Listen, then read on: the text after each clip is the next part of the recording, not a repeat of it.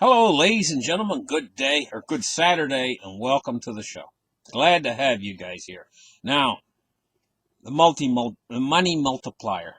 You guys, you get your information here. Generally, I'm ahead of everybody else, and I'm going to tell you right now, the recovery's starting. Starting up. It's getting going now. And everybody else is saying, "Oh, it's going to take years to recover." And we're going into the Greatest Depression. We're going into the Greatest Depression. It's going to take years to recover and everything. Well, the way markets work is if you jam a market down really low, it has a recoil effect. Now take a look at oil. Not long ago, we saw oil jam down minus $40 a barrel. It means that they pay you $40 to take a barrel off of their hands. What did it do? It rebounded. And that's what markets do. They rebound. And the farther you push them, if they overshoot, if they go too far, the more the rebound effect will be. Well, that's what the economy's done right now with this virus. We had I'm not going to say it was a beautiful, healthy, super economy or anything like that, but it was pretty good before the virus hit. And all of a sudden, wham, it just recoiled us down to the depths of despair. And that's where our economy is right now. 50 million Americans out of work.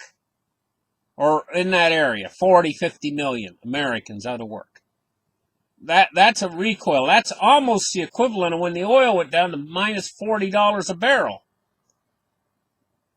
Well, the recoil action now, we are going to see it happen. You're going to see stores starting to open back up. And say you had a restaurant, okay? I'll give you an example, okay? A restaurant, say they closed during the virus. They let all their employees go back home. And say they had 10 employees. Okay, so the restaurant opens back up. People start to come back in and eat. They put out the word for their employees to come back. And say only 6 of their employees come back. Well, what are you going to see happen? You're going to see them put a sign in the window, help wanted. Because they're short-staffed. Right? And this is going to happen all across America now that everything's starting to open back up. Plus, we got all that flood of money that came in that the Fed they created $4 trillion of money. Now there's a money multiplier. The banks start lending again. And the reserve requirement now has been lowered. This is just rocket fuel for the economy. If the banks start lending out money again. This, my dear ladies and gentlemen, if the economy heats back up again, this is more dangerous than the virus. Now you say, well, is Glenn going bonkers? Isn't that a good thing? The economy heating back up again and everybody getting back to work and everything else, isn't that a good thing?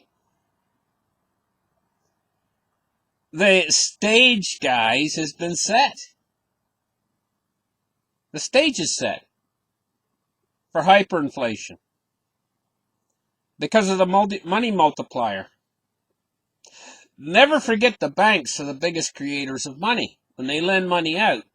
And being as the reserve requirements are down low right now, for the banks, it's a win-win. They lend money out. They're just basically creating money from nothing. Now you owe it back to them. And they've got this giant pool of money out there that the Fed just created. It's just pump money into the system everywhere. Why not just make it into more? And what happens then? Well, we've got a lag on goods and services, not so much services, but on goods all across America. They haven't been shipping things in from China, our products that we normally like to buy. So the economy starts to heat back up. Well, you got a lag on all these goods. They're in short supply. Everybody's inventory has went down because they didn't get these parts in from China, or these pieces here, or these pieces there, and the shelves are empty. Auto parts stores, half of the parts are missing, and they got to order all these new parts in because the economy's starting to pick up again, and then there's a little lag on when those parts will be delivered. The next thing you know, is say, well, we only got, in the auto parts store, say AutoZone or whatever, he says, I only got 4 of those calipers left from China. The guy says, well, mark them up a bit higher. Well, what were they before? $18.95. Well, let's make them $22.50. Okay? And this will be happening across the board in almost everything. The food prices in the restaurant. You go in and you used to be able to buy a hamburger for $4.95. Now it's $6.95. Okay? Plus, you get the money velocity starting to pick up. You get the economy starting to pick up. Everybody starts to work again. Help wanted ads in the papers and everything, and it's not hard to find a job anymore, because the economy's starting to pick up. So what happens next? Well, the velocity of money starts to pick up too. And, the Fed can't back off the pedal anymore. The stock market and all these markets are being totally supported by the Fed now at this point. If they try to back off their beloved, the stock market will crash. They can't back off. They can't back off now at all. They're committed now in this money creation process. And in fact, it's went exponential. So the most devastating thing, what we're doing is right now we're drifting along with moderate deflation. A lot of jobs have been lost, all deflationary. People are reserving their money back because they see hard times right now and everything else. But now that this turnaround's starting, people will start spending money again. The fear is going to start to go away. There was a pervasive fear when this virus was going through the country. But now people are starting to come out of their homes, they're starting to sniff the air, and they're saying, gee, you know what? Maybe the virus it's probably okay now, Martha. Let's go out and have dinner at our restaurant again. I'm tired of staying home. And this is what's going to happen all across North America. The engine's starting back up again. This was the biggest stall of the economic engine that we've had since the Great Depression. And I can hear the rumbling out there, the engine's starting back up again. That's what I hear. And I hear it because I got my ear to the ground. That's an old expression, like when trains... Actually, it goes back to the days of the Indians and stuff, back to the days of the cowboys and everything. And they used to hear the horse hoofs way off in the distance. They could put their ear to the ground. Well, I got my ear to the ground, and I can hear something coming a long ways off. Because, I'm in here, and I'm just constantly going through the internet doing research into what's going on, what's really going on out there, And it's been hard to stay on top of this situation with this virus and everything, because it all happened so fast. Boom, boom, boom, boom, boom, a series of events. And it started to look like everything was just going to completely, when the cities were on, there's a period there when there was a bit of civil unrest across the country, and cities were burning, and it really looked dire there for a little while. But I was on top of it for you guys. I told you when it ended. Before it ended, I told you it was ending. Now I'm telling you that the recovery's beginning. But I'm also telling you that this is the worst thing ever. Because it's going to speed up the velocity of money. It's going to put us into what's called the acceleration phase of hyperinflation. Now, that's a lead-in period that leads to hyperinflation.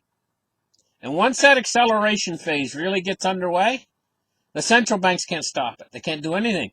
Nobody can do anything to stop it. And it only goes faster and faster until it destroys the purchasing power of that particular currency. It's a self-perpetuating, self-feeding cycle once it starts.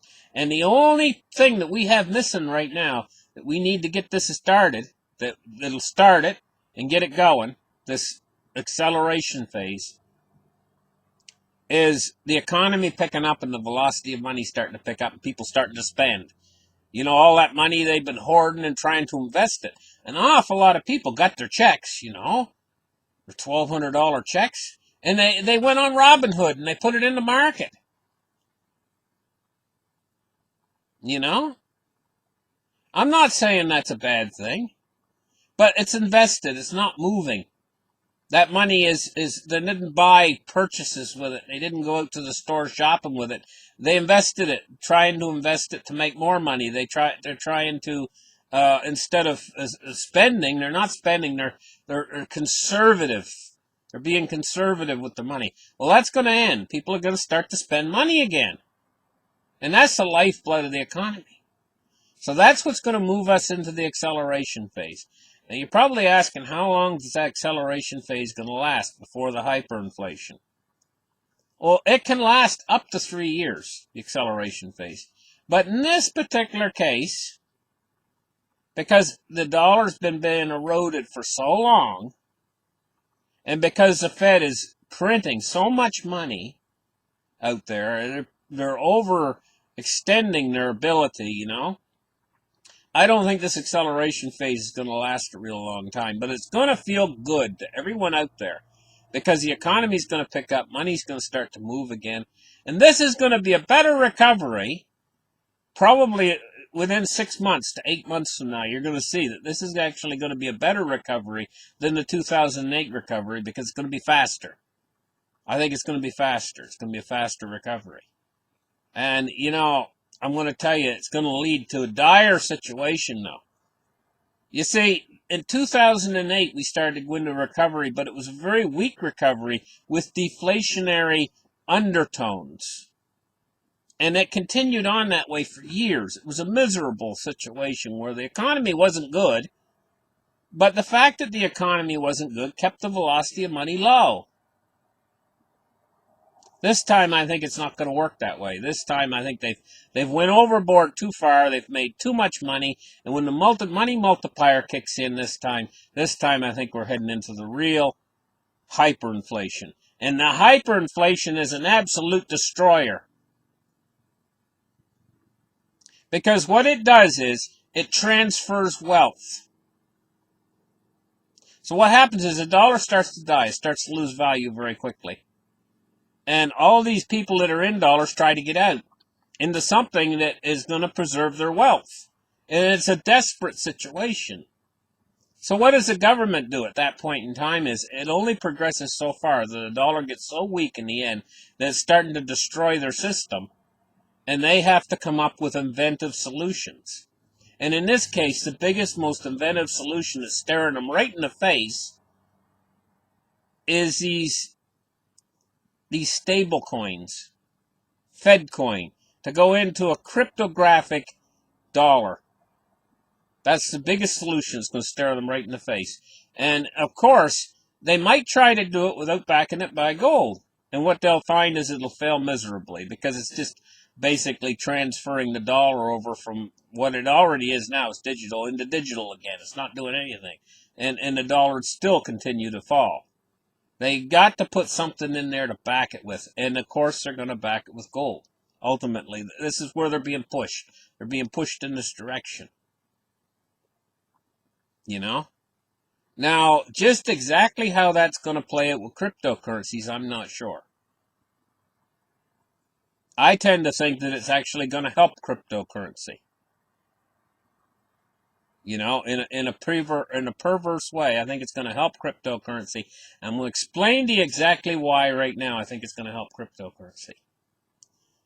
Because when they transfer over into these new digital electronic dollars, these new stable coins, what's going to happen is they're going to do away with cash. They'll probably give you a period of time to bring your cash in and exchange it for stable coins.